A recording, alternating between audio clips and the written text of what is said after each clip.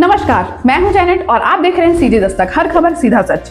छत्तीसगढ़ से आज की बड़ी खबरों में सबसे पहले राहत की खबर। महासमुंद से तमिलनाडु में बंधक बनाए गए 4 श्रमिकों और उनके बच्चों को प्रशासन ने रेस्क्यू कर लिया है। वहीं महाराष्ट्र में एक सरकारी आदिवासी आश्रमशाला मामले में 21 नाबालिग छात्राओं से छेड़छाड़ की शिकायत के बाद आरोपी गिरफ्तार किया गया है। बिलासपुर में हिरासत में मौत के मामले में सीबीआई की एफआईआर के बाद जांच तेज हो गई है।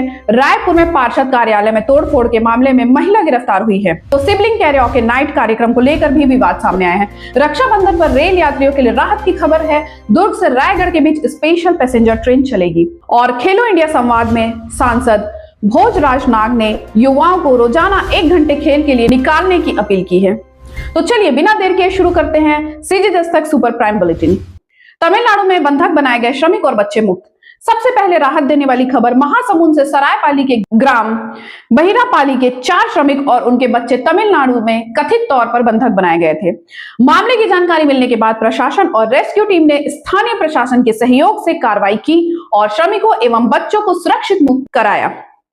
परिवारों के लिए यह बड़ी राहत की खबर है। अब प्रशासन की कोशिश है कि सभी प्रभावित लोगों को सुरक्षित उनके घर तक पहुंचाया जाए और पूरे मामले में जिम्मेदार लोगों की भूमिका की जांच हो। 21 नाबालिग छात्राओं से छेड़छाड़ की शिकायत, आरोपी गिरफ्तार। अब एक गंभीर मामला।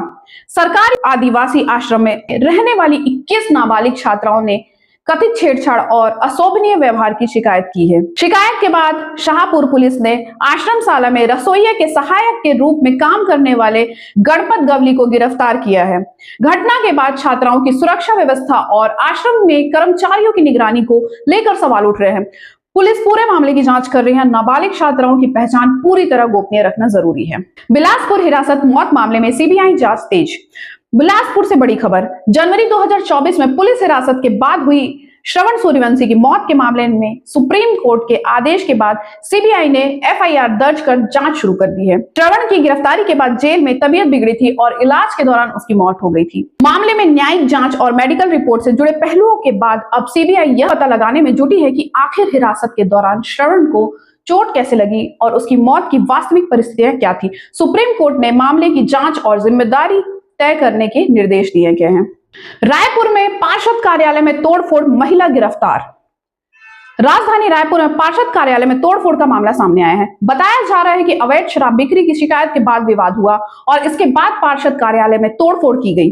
पुलिस ने मामले में एक महिला को गिरफ्तार किया है। अब पुलिस पूरे विवाद की वजह और घटना में शामिल अन्य लोगों की भूमिका की जांच कर रही है। सिबलिंग कैरियोके नाइट को लेकर विवाद। रायपुर में आयोजित होने वाले सिबलिंग कैरियोके नाइट कार्यक्रम को लेकर विवाद खड़ा हो गया है। कार्यक्रम को लेकर बजरंग दल ने आपत्ति जताई और विरोध में कार्यकर्ता मौके पर पहुंचे। मामले को लेकर दोनों पक्षों की प्रतिक्रियाएं सामने आ रही हैं। पुलिस और प्रशासन की भूमिका अब महत्वपूर्ण होगी। कार्यक्रम को लेकर स्थिति किस तरह नियंत्रित की जाती है। रक्षाबंधन पर रेल यात्रियों को राहत। अब यात्रियों के लिए अच्छी खबर। रक्षाबंधन के अवसर पर यात्रियों की अतिरिक्त भीड़ को देखते हुए दुर्ग और रायगढ़ के बीच स्पेशल पैसेंजर ट्रेन चलाने का फैसला किया गया है। यह स्पेशल ट्रेन 27 से 29 अगस्त तक 3 फेरे लगाएगी। त्योहारी सीजन में यात्रियों के लिए यह सुविधा काफी राहत देने वाली हो सकती है। 2 दिन बाद बहाल हुई बिजली व्यवस्था। बिजली संकट से परेशान नागरिकों के लिए राहत की खबर है। करीब 2 दिन बाद बिजली व्यवस्था बहाल कर दी गई है। बिजली सप्लाई शुरू होने के बाद स्थानीय नागरिकों ने राहत की सांस ली है। लंबे समय तक बिजली बाधित रहने से लोगों को काफी परेशानियों का सामना करना पड़ रहा था। खेलो इंडिया संवाद में युवाओं से खास अपील। अब खबर खेल जगत से। खेलो इंडिया कार्यक्रम में सांसद भोजराज नाग ने युवाओं को खेलों से जुड़ने का संदेश दिया। उन्होंने युवाओं से कहा कि हर दिन कम से कम 1 घंटा खेल के लिए जरूर निकालें। सांसद ने कहा कि खेल केवल प्रतियोगिता का माध्यम नहीं बल्कि युवाओं के शारीरिक और मानसिक विकास का भी महत्वपूर्ण हिस्सा है। सरायपाली में बच्चों ने दिखाई पाक कला।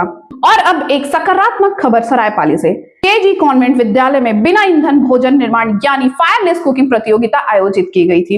इस दौरान बच्चों ने बिना गैस या आग के अलग अलग व्यंजन तैयार कर अपनी रचनात्मक और पाक कला का प्रदर्शन किया। ऐसी गतिविधियों के जरिए बच्चों में आत्मनिर्भरता, रचनात्मकता और टीम वर्क की भावना विकसित करने का प्रयास किया जा रहा है। तो ये थी आज की 9 बड़ी खबरें। ऐसी ही खबरों के लिए जुड़े रहिए हमारे चैनल सीजी दस्तक के साथ और हमारे चैनल सीजी दस्तक को लाइक, शेयर और सब्सक्राइब करना ना भूलें। धन्यवाद।